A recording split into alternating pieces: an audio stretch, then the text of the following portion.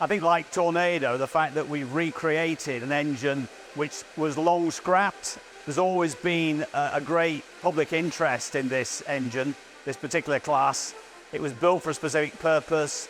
It looks like nothing else really, and it's the sheer what's it going to be like factor, I think, that drives us on. So I think what drives people on in railway heritage more than anything is when someone says something can't be done, because that spurs people on to greater efforts. Having gone through the whole learning process of building Tornado from scratch, the expertise and the design base was there, and it was felt that actually a second bite at the cherry with this class of engine would be less of an issue, and that's proved to be the case, because we're probably going to deliver this engine in just over half the time it took to build Tornado.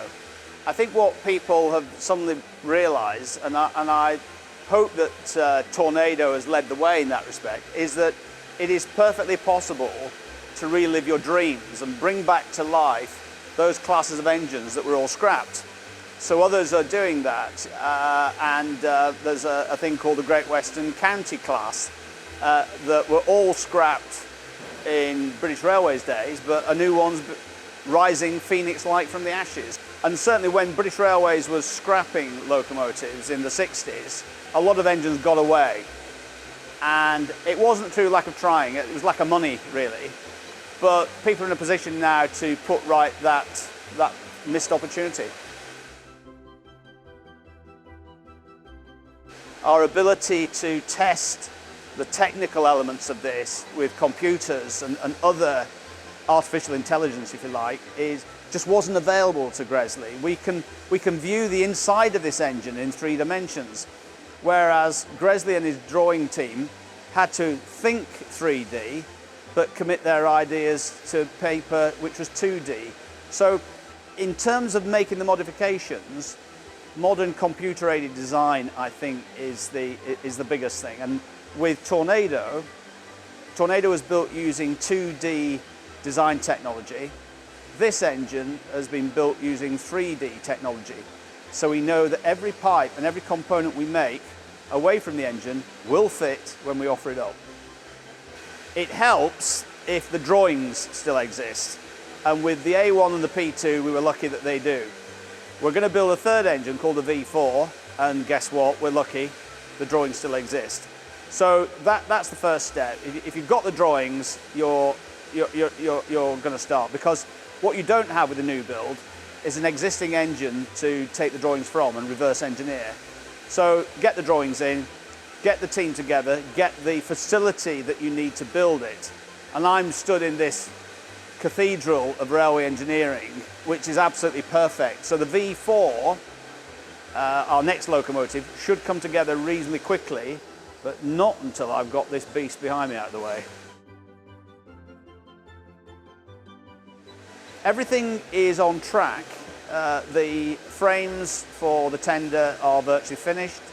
The one area that still needs further investment is the valve gear, but we've got about 90% of the modern drawings for that now complete.